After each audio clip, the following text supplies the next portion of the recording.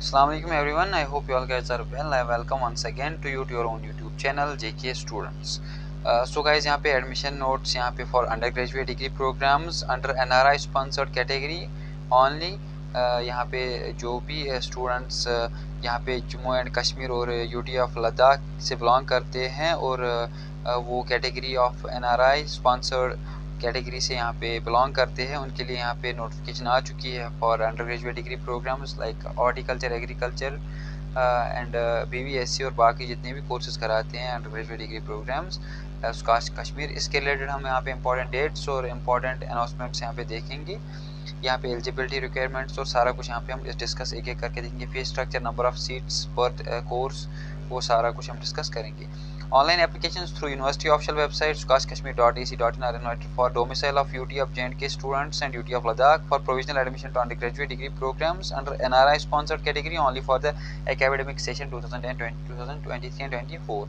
यहाँ पे eligible category, यहाँ पे इस कैटेगरी में कौन से स्टूडेंट्स एलिजिबल है, यहाँ पे जो ये कैटेगरी NRI स्पॉन्सर्ड कैटेगरी है, तो यहाँ पे आपको 10+2 यहाँ पे आपने पास किया होना चाहिए और पार्ट 2 या 12th आप जिसे बोलते हैं और equivalent examination from recognised board और university with English, physics, chemistry and biology as compulsory subjects in case of all UG degree programmes except BTech agricultural engineering. अगर आपको horticulture, agriculture, BVSC, fisheries, forestry और sericulture में यहाँ पे admission चाहिए हो तो आपने 10+2 विथ मेडिकल आपका यहाँ पे जो है स्ट्रीम होनी चाहिए 12th में। और अगर आप बीटेक एग्री इंजीनियरिंग के लिए यहाँ पे अप्लाई करना चाहते हो, या तो आपके पास मैथ होना चाहिए 12th में या मेडिकल प्लस मैथ होना चाहिए, दोनों में से एक होना चाहिए, यानी कि इसके लिए मैथ कंपलसरी रहता है। जो एज लिमिट इसकी होगी मिनिमम एज 17 ईयर्स और मैक्सिमम 28 ईयर्स यहाँ पे रहेगी on 31/12/2023 for all UG degree programs. ठीक है, यहाँ पे जो मार्क्स है 12th के, क्या यहाँ पे एलिजिबिलिटी रहने वाली है उसकी minimum aggregate marks not less than 70% at 10+2 in all subjects including additional if any in case of veterinary. अगर आप वेटनरी साइंसेज के लिए अप्लाई करना चाहते हो तो 70% आपके मार्क्स होने चाहिए 12th में, 70% से ज़्यादा। और अगर आप बाकी सारे कोर्सेज के लिए अप्लाई करना चाहते हो like agriculture, horticulture, fishery, sericulture, तो उसके लिए आपको 60% प्लस होने चाहिए मार्क्स। ठीक है, क्योंकि इसकी सिलेक्शन जो है वो 12th के मार्क्स के बेस पे ही होने वाली, इसका कोई एंट्रेंस नहीं होने वाला है। शेड्यूल यहाँ पे the schedule for main events is given under for general information of all concern. यहाँ पे commencement of online submission of application forms from 25 अगस्त 2023 सुबह 10 बजे से 25 अगस्त से आप सुबह 10 बजे से यहाँ पे स्टार्ट कर सकते हो ऑनलाइन अप्लाई करना। लास्ट डेट जो है उसका जो है 25 सितंबर लास्ट डेट रहने वाला है, शाम को 11:50। और ऑनलाइन एप्लीकेशन फ़ी जो है वो जो नॉन रिफंडेबल है, जो आप क्रेडिट कार्ड, डेबिट कार्ड या नेट बैंकिंग से आप यहाँ पे कर सकते हो, वो 1500 रहेगा एप्लीकेशन फ़ी। और डेट ऑफ डॉक्यूमेंट वेरिफिकेशन या काउंसलिंग जो है वो आपको सेपरेटली बता दिया जाएगा, उस दिन आपको हम इन्फॉर्म कर देंगे। यहाँ पे कुछ डिटेल्स है, details about intake capacity, fees structure and counselling, जो भी सारी डिटेल्स है, रिफंड पॉलिसी, वो हम सारा कुछ यहाँ पे डिस्कस करेंगे अभी इसके बाद। तो यहाँ पे यही बताया गया है, वो इन्फॉर्मेशन ब्रोकर में दिया हुआ है। अगर आप इसको अगर एज ए PDF आपको ये चाहिए तो आप हमारी टेलीग्राम चैनल जो है, टेलीग्राम ग्रुप है, वो ज्वाइन करना, नीचे डिस्क्रिप्शन में उसका लिंक मिल जाएगा। तो चलते हैं हम यहाँ पे सारा कुछ details, counselling, fees structure, intake capacity और रिफंड पॉलिसी, सारा कुछ हम इसमें देख लेते हैं और कितनी सीट्स है वो भी हम सारा कुछ इसमें डिस्कस कर लेते हैं। तो यहाँ पे आपका information broker for NRI sponsored category students रहा। तो यहाँ पे हम देखेंगे सारी कुछ जो डिटेल्स है for NRI sponsored category students. तो यहाँ पे कुछ डिटेल्स दी हुई है कि हम नीचे देख लेते हैं। ठीक है, तो यहाँ पे हम आ चुके हैं मेन जो अपना हमारा जो अभी हमें चाहिए होगा, ये फैकल्टीज़ बताई गई है, कौन कौन सी फैकल्टीज़ है इंफॉर्मेशन ब्रोकर पे।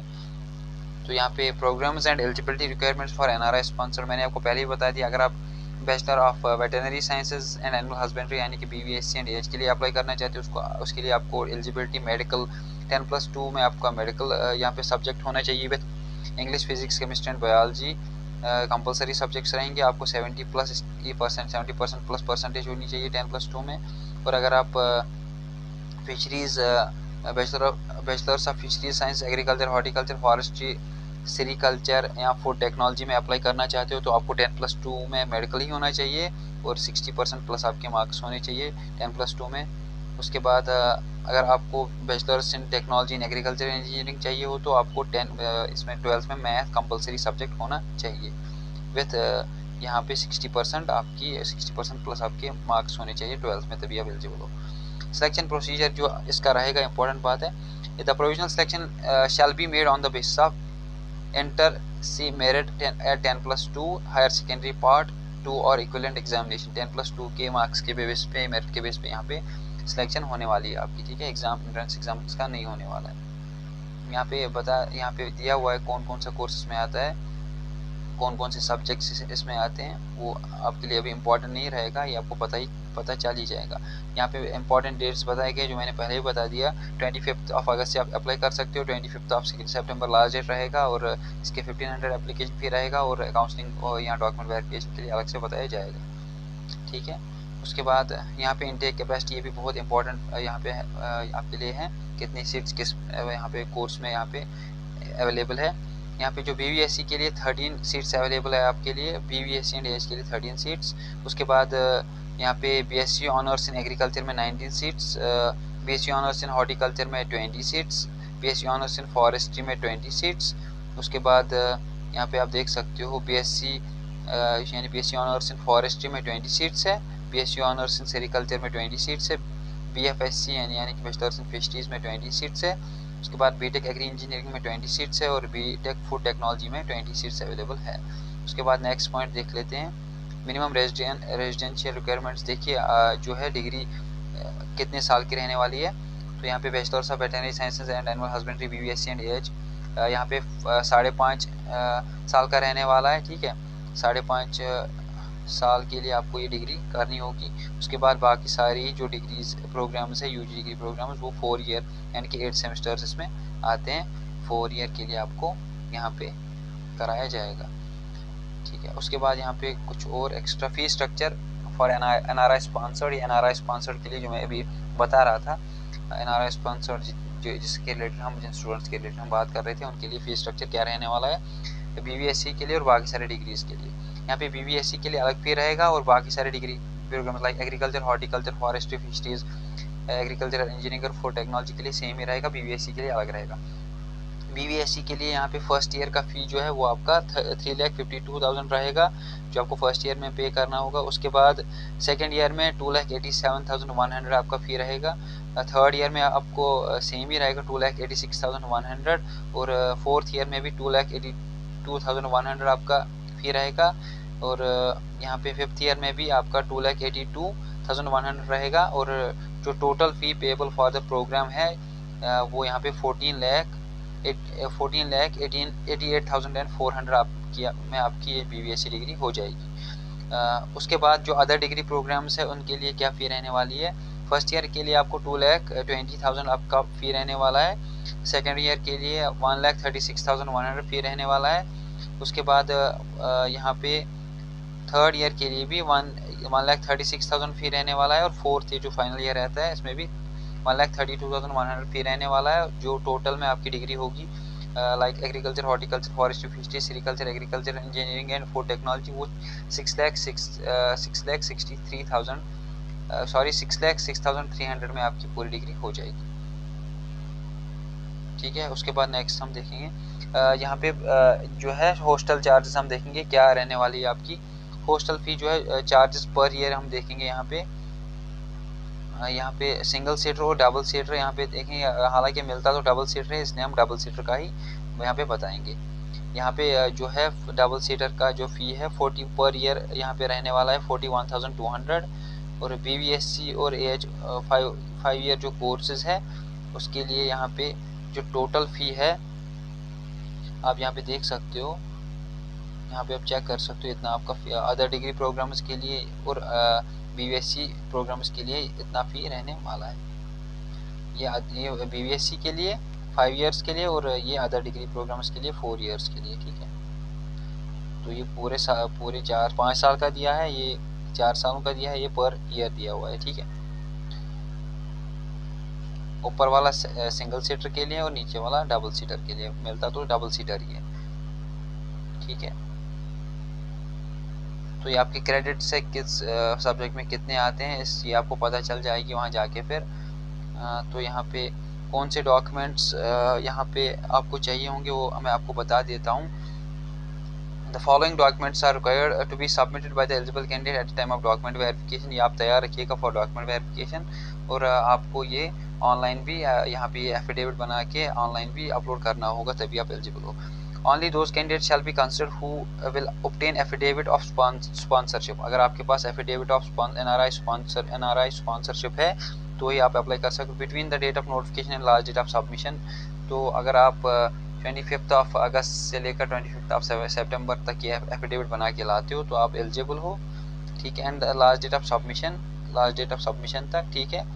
और जो अटेस्ट होना चाहिए competent legal authority only in the country of immigration or of NRI sponsored and produce the same in original at the time of document verification और काउंसलिंग के टाइम आपको फिर ओरिजिनल आपको प्रोड्यूस करना है, ठीक है।